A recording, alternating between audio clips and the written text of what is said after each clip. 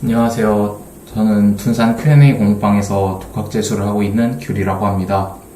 오늘은 리트 세 지문 연속으로 한번 풀어보도록 하겠습니다. 그래서 딱히 설명을 한다기보다는 그냥 제가 편한 방식대로 빠르게 한 문제당 2분 내외로 푸는 걸 중점을 둬서 한번 실시간으로 풀어보도록 하겠습니다. 먼저 문제를 먼저 볼게요. 내용 일치 문제. 요 과정을 봐야겠네요. 드레이크 방정식의 요소. 네, 먼저 읽어보겠습니다.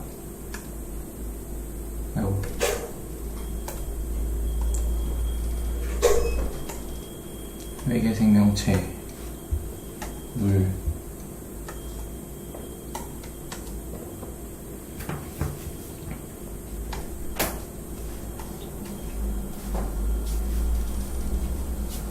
체크가 다 돼 있어가지고 신진대사가 해야 되고, 화성, 위성 발견되면은 발전할 것이다. 그리고 일반화가 될 것이다. 하나 발견했다고. 행성이 있어야 되고, 외계 행성계 시계 현상을 통해 간접적으로 확인한다. 간접적으로 외계 행성은 대부분 뭐 그다음같이 생겼고, 작업이 수행되고 있고, 이렇게 장거리 통신수단이 있어야 되고, 그리고 전파의 수신, 또 수속에서 나오는 주파수 대역을 관측에 사용한다. 이게 우주에 많으니까. 그리고 물을 형성하기 때문에 이렇게 되고, 세티 연구소가 세티 프로젝트라고 하죠, 이거를. 그래서 드레이크가 이렇게 방정식을 했는데 확률의 곱이네요. 곱의 법칙에 의해서 존속기간, 행성의 생성률, 행성까지 확률, 생명체 수, 분방정식을 보완했다.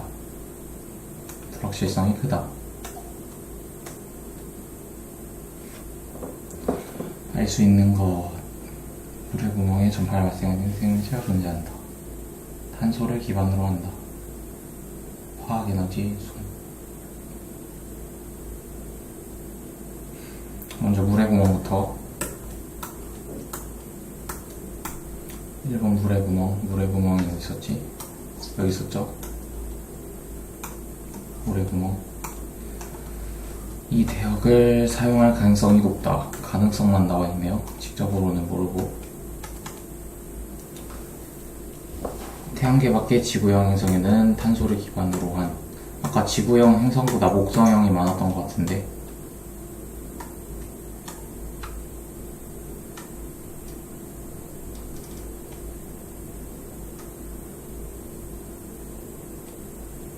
지구형 행성 탐색기, 지구형을 찾는다.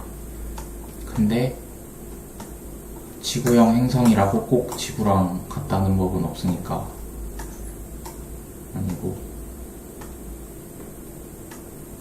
존재한다, 이건 알 수 없죠. 그리고 지구와 같은지도 모르고, 지구형 행성 탐색기를 바탕으로 태양계 행성, 근데 지구형 행성은 다른 태양계 밖에 지구형 행성을 찾는 건데, 태양계 행성들과 관련되지 않으니까 5번밖에 없을 텐데,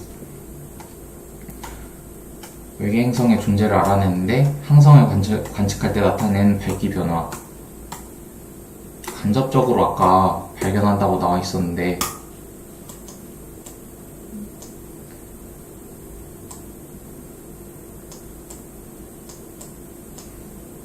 저 여기에 항성의 위치 변화나 식현상 등의 관찰을 통해서 간접적으로 확인한다 라고 나와 있으니까 5번 일단 하고요.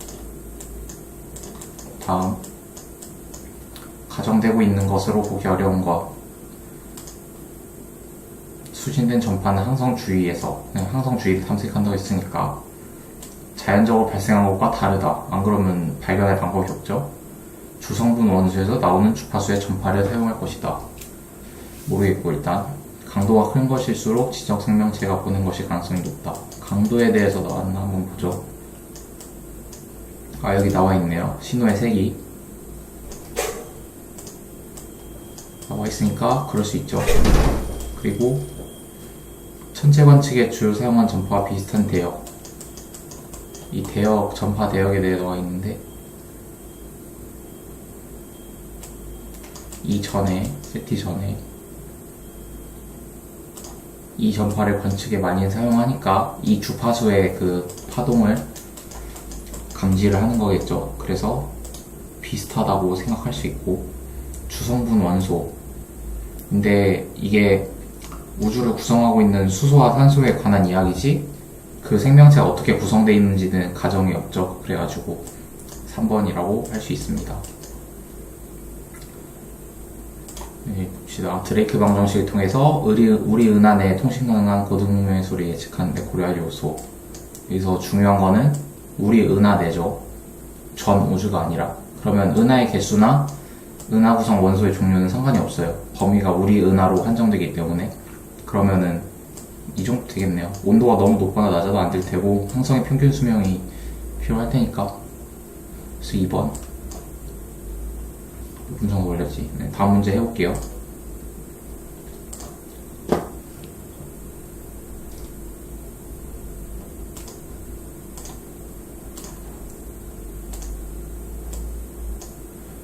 임계 현상에 대한 이야기인데 전자 스핀도 나오고 자기 조직화, 바쿠하우젠 효과에 대해서 알아야 될 것 같고, 그래서 추론하는 거, 그리고 바쿠하우젠 효과 대비 봅시다. 바쿠하우젠 효과 부분을 봐야겠네요.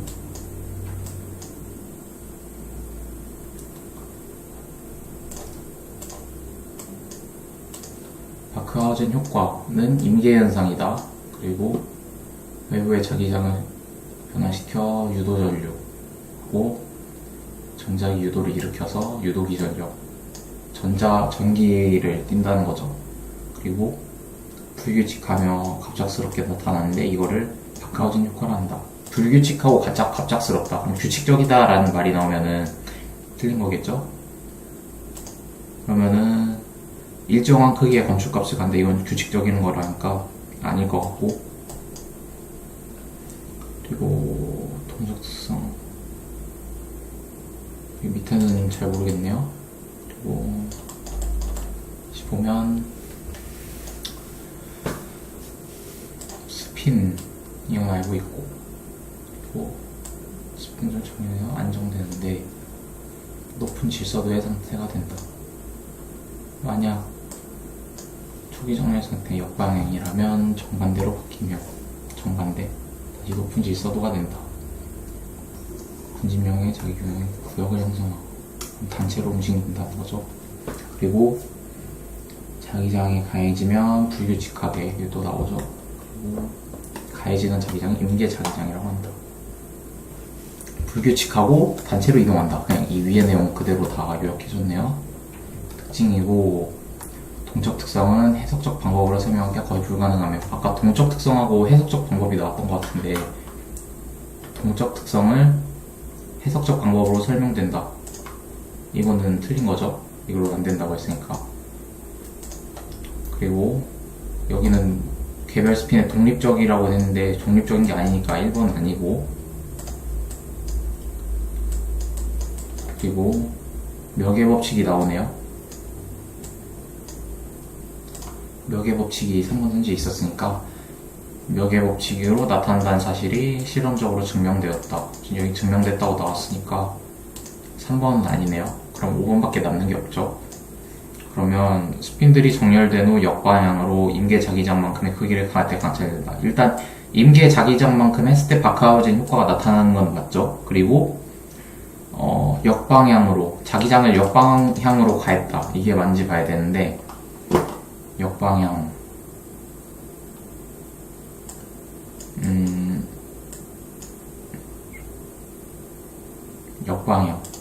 역방향 나오네요. 초기 정렬 상태의 역방향일 때 나타난다. 뭐 그냥 그대로 나와 있네요. 다 위에 키워드 찾아서 봐주면 됐던 것 같고, 질서도에 변화가 없다면 임계현상이 발생하지 않는다. 그러면은 반대로 생각하면 질서도에 변화가 있으면 임계영향이 발생한다는 건데, 질서도의 변화.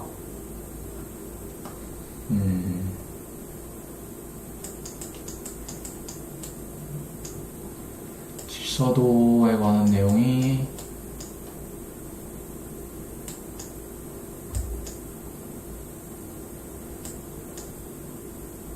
질서도의 변화가 나오네요. 질서도가 안정됐다가 높은 질서도가 됐다가 다시 높은 질서도가 됐다가 군집으로 일어나.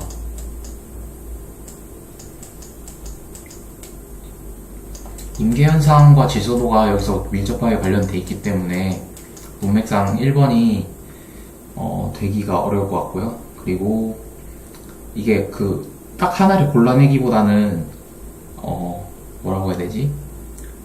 뭔가 이게 답일 것 같은 걸 먼저 찾아요. 이런 식으로 뭔가 좀 겉으로 봐가지고, 그래가지고 어떤 후보가 이렇게 추려지면은 좀 애매하거나 그런 게 답일 만한 게 좀 추려지면 거기서 근거를 확실하게 찾는 편입니다. 일단 이게 구체적으로 봐도 되지만 이렇게 대략적으로 보더라도 이게 두 개 밀접하다는 게 나와 있으니까 추론할 수 있다고 할 수 있죠. 더군다나 추론은 이렇게 비교적 엄격하지 않은 방식으로 걸러낼 수 있는 유형이기 때문에, 자기조직화의 거시적인 특징은 상관길이의 척도에 의존한다. 자기조직화가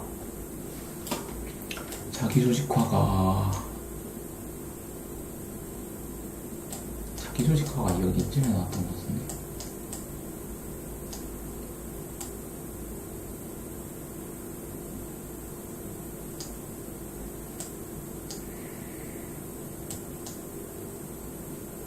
통계적 방법. 상관길이, 상호작용이 묘하게 미치는 거리가 중요한 일이었으며, 상관길이 서로 영향을 미치는 거리라는 거네요. 그리고 효과가 또한 극적으로 증가한다. 자기조직화를 찾아야 되는데, 일단 상관길이 나왔고요. 자기조직화,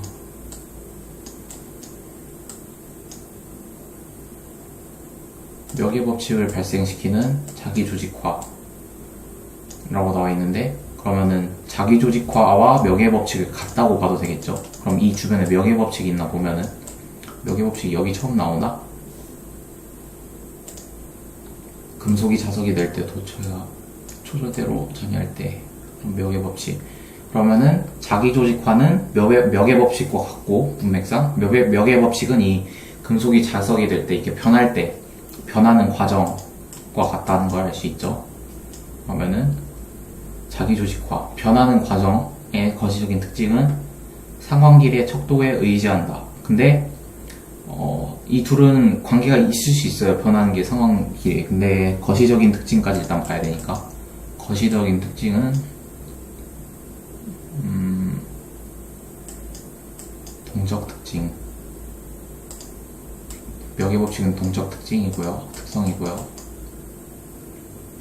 임계현상에서 발생하는데,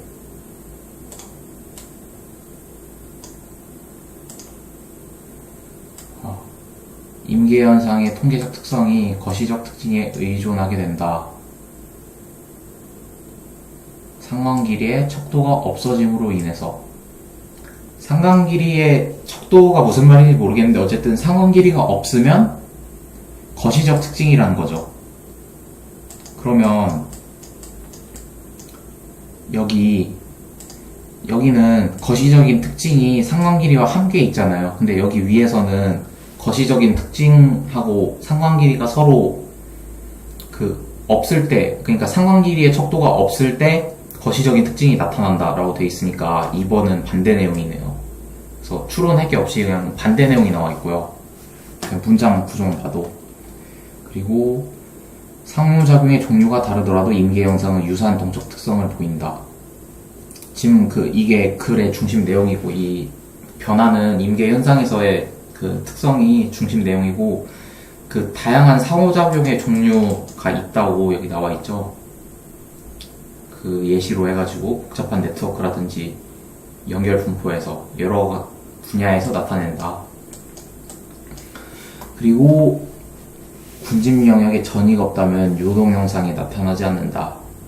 임계 현상에서 군집 영역의 전이, 이거는 그냥 변한다는 얘기랑 똑같고, 변하지 않으면 요동 현상이 나타나지 않는다. 그럼 변하면 요동한다는 건데, 요동 현상만 찾아볼까요? 요동은 임계 현상의 특징이다. 그러니까 변하면 불규칙한 군집형 요동이다. 그냥 같은 말이다 라고 생각해도 되고, 규칙적이고 추가적인 동적 특성을 갖는 시스템은 특정한 척도의 상호작용을 갖는다. 규칙적이고 주기적이면 특정한 척도로 정의할 수 있겠죠. 아까 그 지문의 내용에서는 불규칙적이고 주기적이지 않기 때문에, 그런 변화한 특성을 갖기 때문에 특정한 척도가 없었다고 여기 위에서도, 위에 2번에서도 봤었으니까. 기억에서 미음을 효과와 대비시킨 것으로 적절하지 않은 것. 온도 변화요. A의 물 분자들의 사이 결합이 약해지면서 질소도가 극적으로 변한다. 임계현상이다. 물이 끓는 거랑 바쿠아진 효과 둘 다 임계현상에 관한 얘기라는 거죠. 물의 상태는 100도씨 1기압에서 액체 상태로부터 기체 상태로 불규칙한 기포 발생과 함께 전이한다. 일단 온도 변화는 그 물이 있으면 밖에서 가한, 외부에서 가한 그 변화니까 임계현상, 바쿠아진 효과가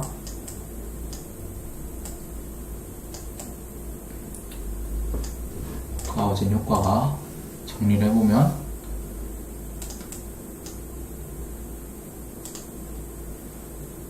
자기장을 변화시켰죠. 여기서는 바쿠아진 효과에서는 연속적인 외부 자기장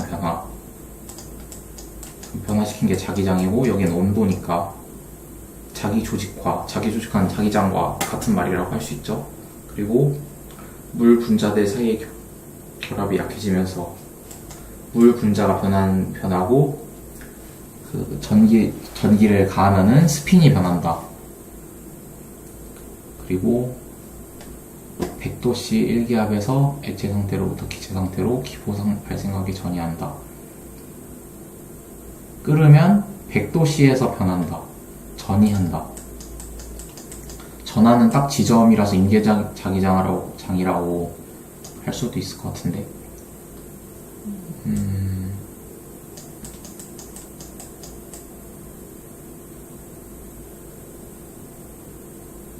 상황 길이.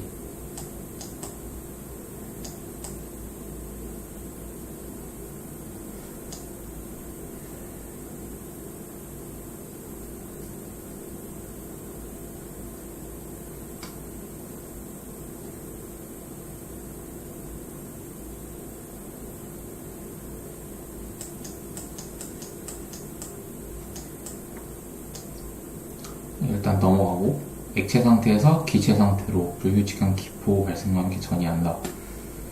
자기 구역이 좀 이상한데,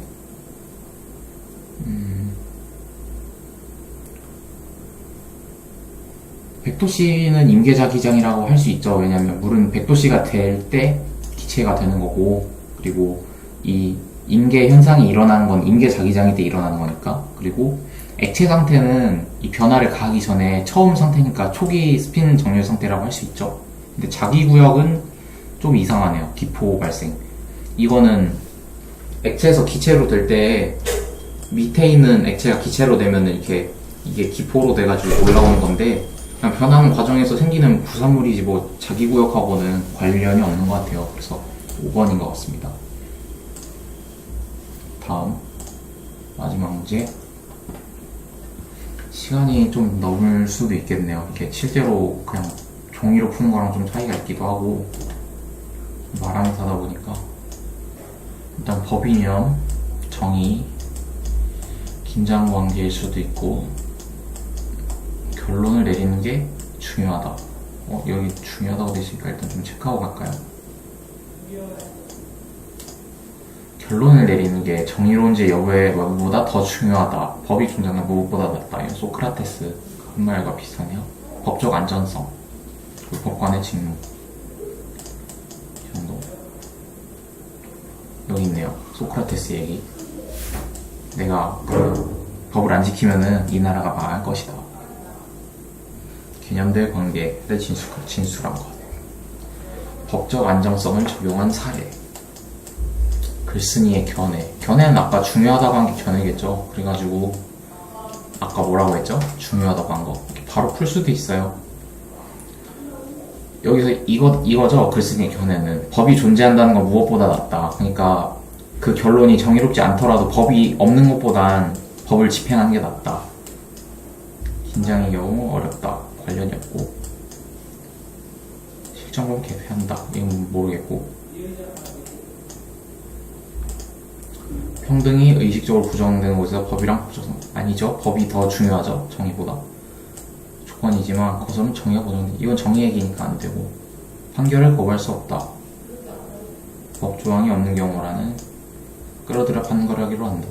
이게 맞죠. 왜냐면 어떤 경우에도 판결을 거부할 수 없다는 거는 정의롭지 않더라도 법은 있어야 된다는 거니까 아까 말한 거랑 맥이 닿고 그리고 따라서 밑에 그 글 구조상으로 그 밑에 나왔던 그 법관에 관한 내용이 나오고 있죠. 똑같이 내용을 굳이 다 안 보더라도 법관의 직무. 그래서 이런 상황에 있는 법관에 관한 내용이 나오니까 그 법관에 관한 내용이 나오고 있고 그리고 법감정을 끌어들인다고 했는데 그 내용도 여기 법감정을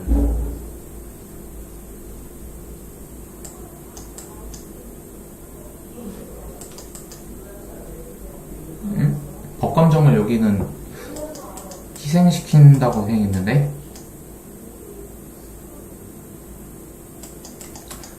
구체적인 조항이 없는 경우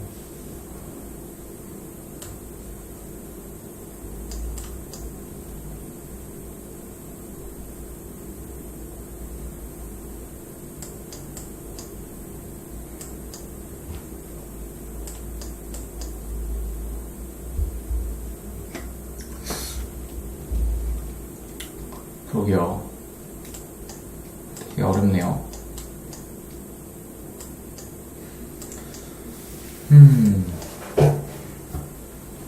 일단 결론을 내려야 되고 그 정의 얘기를 안 하고 법 얘기가 법적 안정성 얘기를 하고 있는 게 견해이긴 맞을 텐데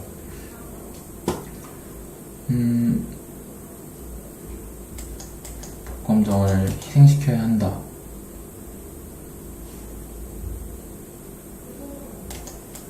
법의 명령을 따라야 한다.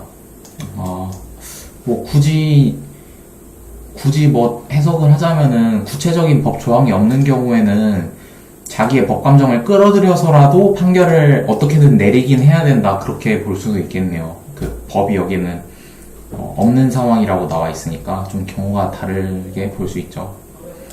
그래서 5번인 것 같고요. 여기서는 딴 거는 여기서는 정의 얘기하고 있고 그리고 평등이 중요하고 노력해야 되고 뭐 긴장하고 이건 법적 안정성과 관련이 없죠. 1, 2, 3, 4번은. 다음 법적 안정성 이것도 뭐 비슷하게 풀 수 있겠네요. 징역형 근데 부행한다는 이유로 유행 이건 아니죠.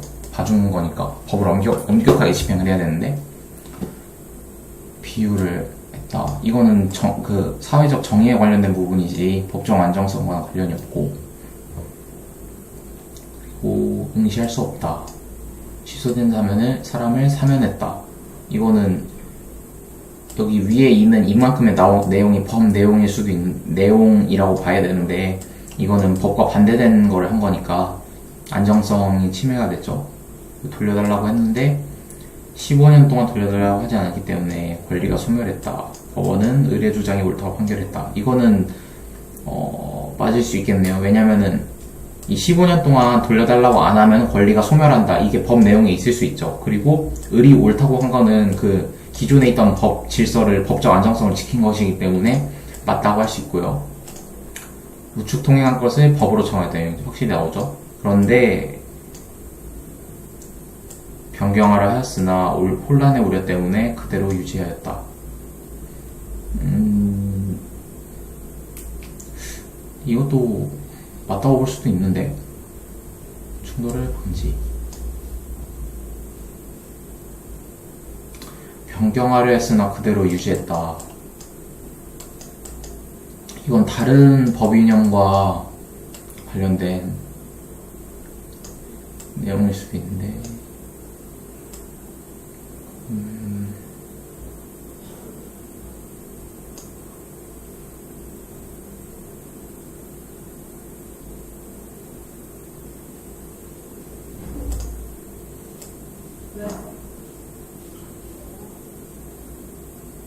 실정성이 항상 안전성을 보장하는 변화도 이익보다 더 크다는 증명이 있는 경우에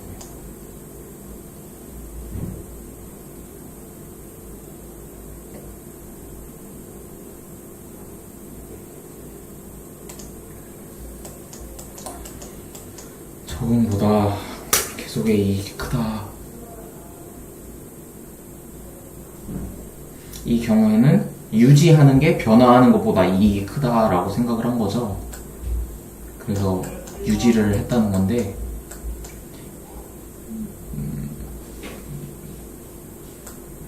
실정성이 나오네요. 법의 실정성, 안정성, 질서에 근거한다.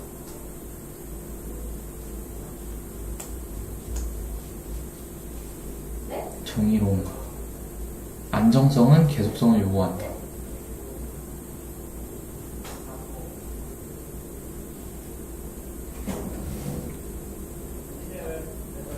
실정성이 항상 안정성이다.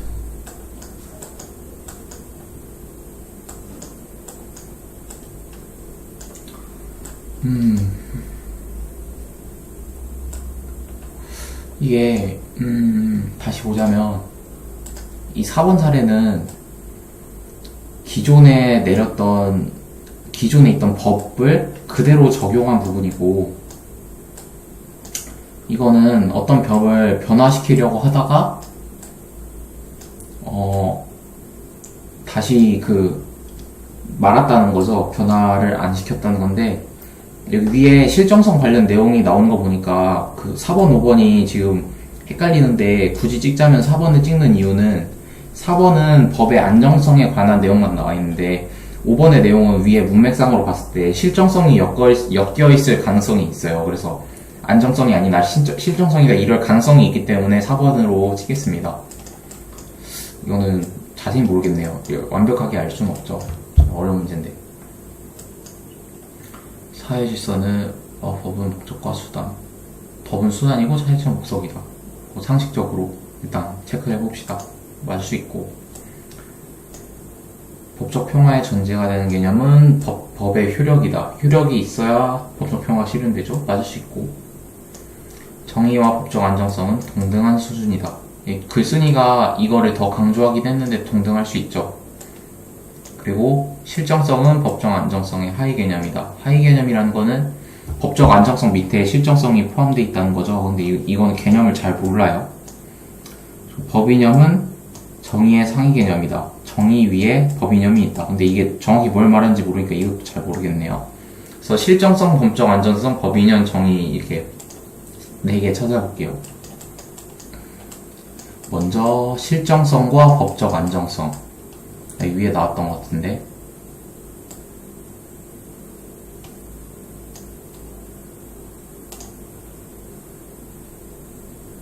실정성, 법적 안정성이 요구되는데 정의와는 다른 이것, 그러니까 동등하다고 나와 있는 것 같죠? 구조상. 그리고 여기 전제하는 것도 나오고, 실정성을 요구한다. 실정성은 사실이고 질서에 근거한다. 밑에 보면 실정성은 법적 안정성의 하위 개념이다. 애매하네요, 좀. 법이념은 정의의 상위 개념이다 라고 나와 있는데, 법이념은 일단 실정법 위에 있죠.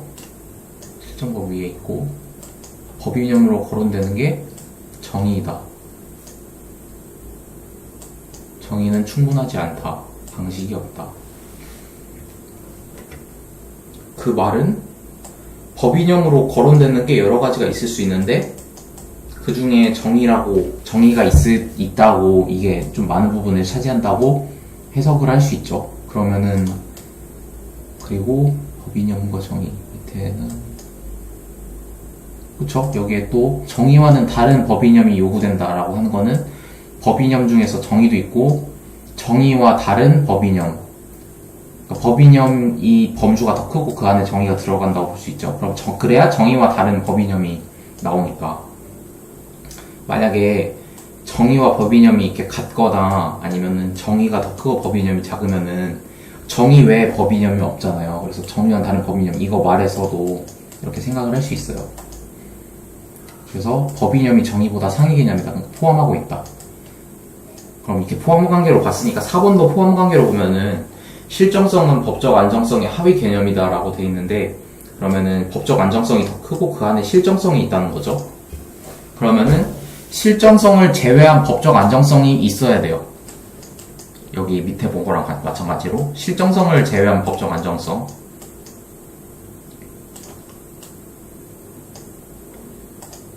법적 안정성은 실정성 요구한다.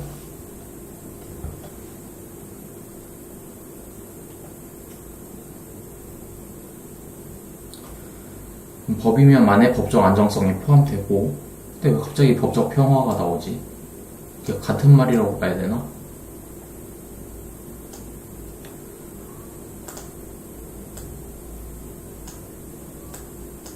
여기도 나오네요. 법적 실정성이 항상 법의 안정성을 보장하는 것은 아니다. 그러면은 이 경우가 있다는 거죠. 이 말은, 이 명제는 똑같이 쓰면은 법의 실정성이 보장되지만 법의 안정성이 보장 안 될 수도 있다. 그러니까 법의 안정성이 실정성보다 안쪽에 들어가 있어야 말이 되죠. 이 말은 실정성은 되는데 안정성 안 되는 경우가 있어야 되니까. 그래서 여기 밑에는 반대로 돼 있다고 할 수 있어요. 법적 실정성이 법적 안정성보다 상위 개념이어야 위에 말이 성립을 하죠. 그래서 이런 식으로 약간 명제와 집합 같은 느낌으로 이렇게 해석을 자주 하곤 합니다. 개념들 간에 특히 관계니까 포함 관계를 물어볼 수 있잖아요, 충분히. 그럼 이상으로 문제풀이를 마치도록 하겠습니다. 시간이 좀 길어졌네요, 설명하다 보니까.